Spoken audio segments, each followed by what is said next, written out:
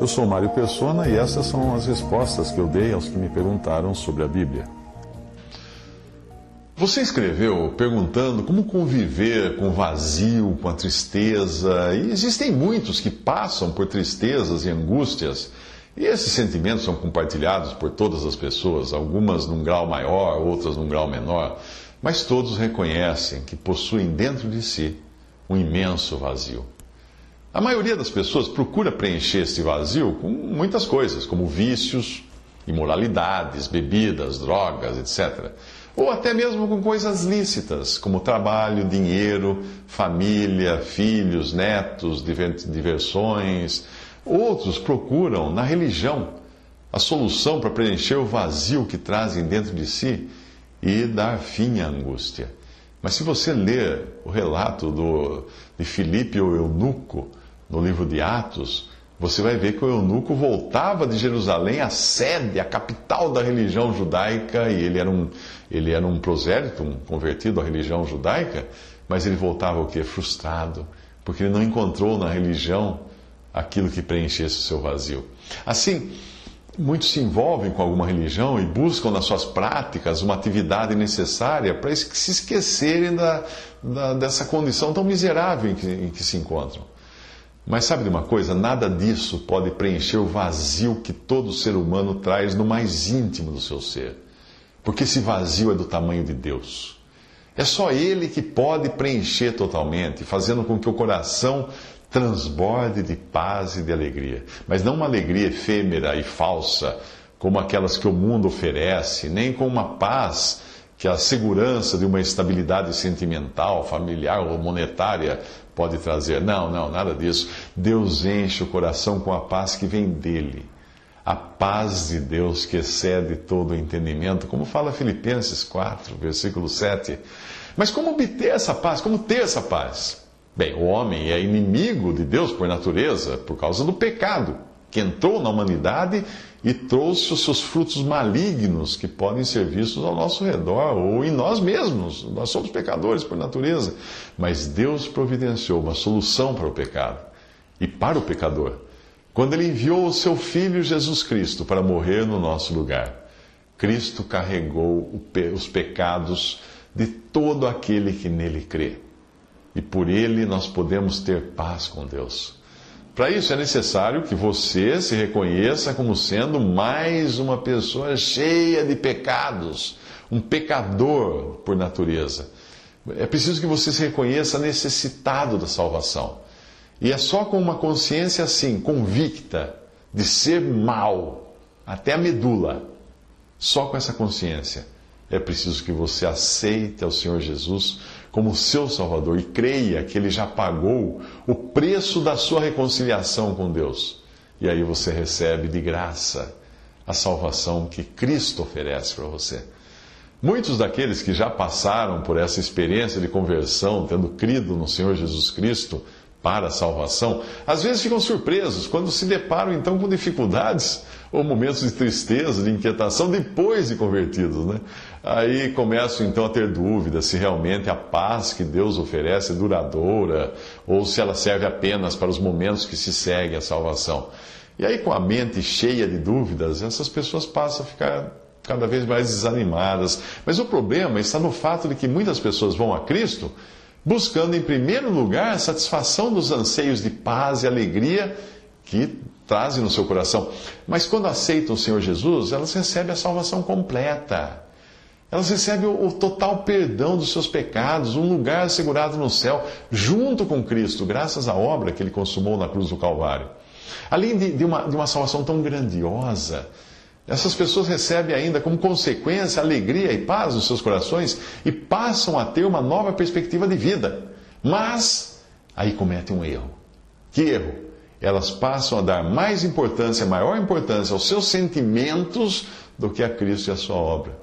E aí, quando elas encontram alguma dificuldade, e são muitas as dificuldades que o cristão encontra, elas logo se esquecem da posição celestial que elas têm garantida, e aí desanimam. Se você ler Êxodo capítulo 15, versículos 23 a 25, você vai encontrar uma lição muito preciosa ali.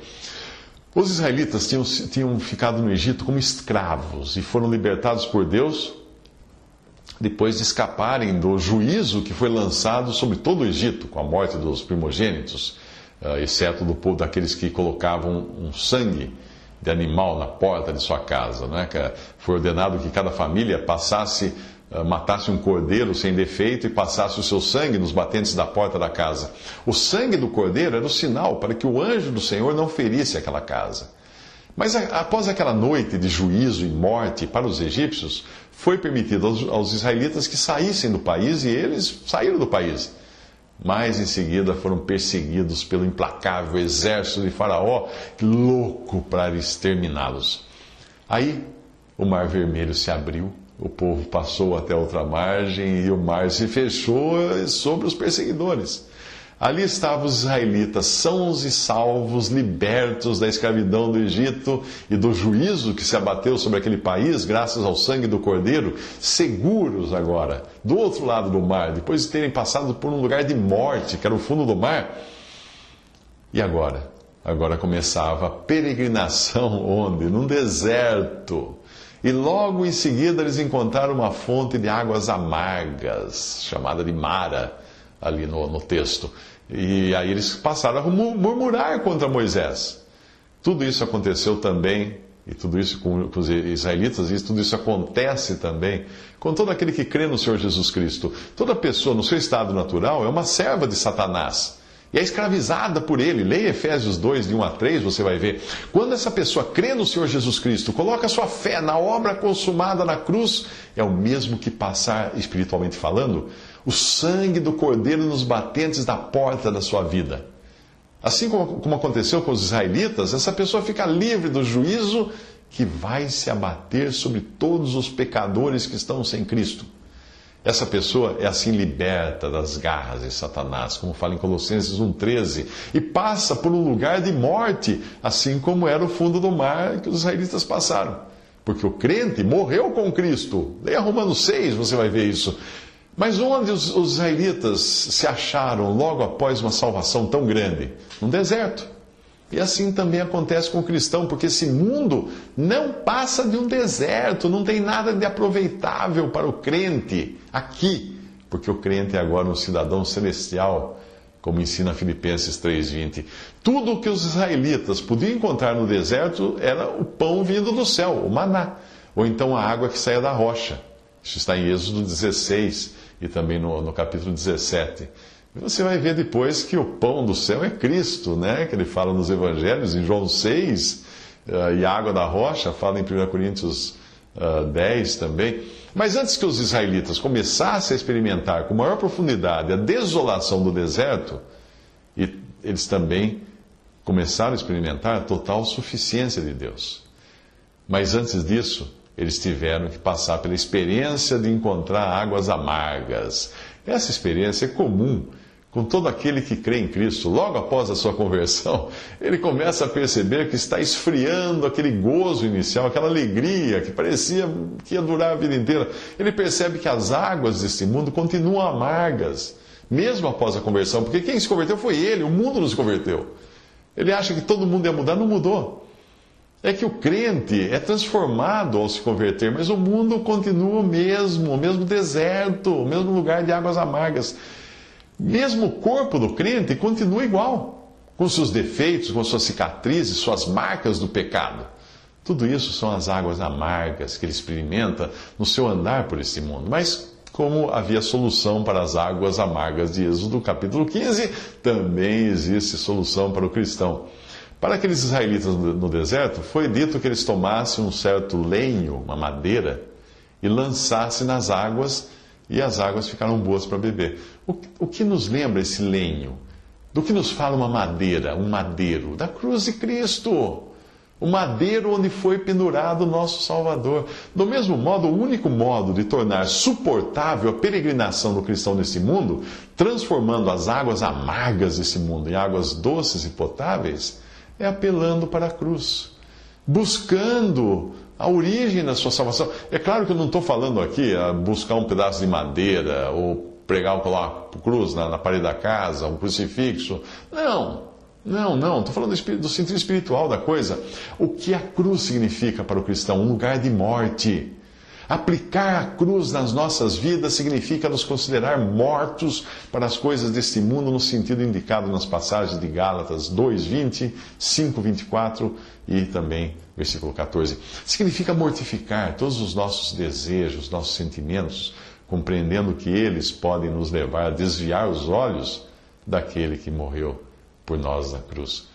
Finalmente, quando nós olhamos para os nossos sentimentos, é porque nós não estamos dando real valor a Cristo e a sua obra.